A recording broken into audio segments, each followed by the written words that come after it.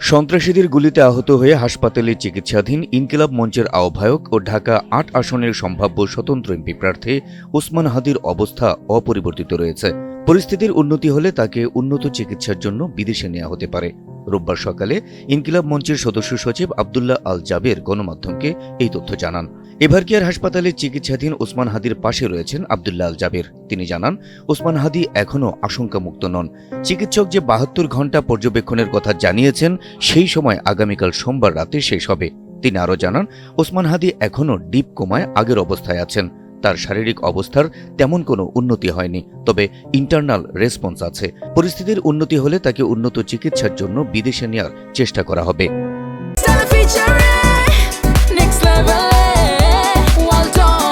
Side by side, free.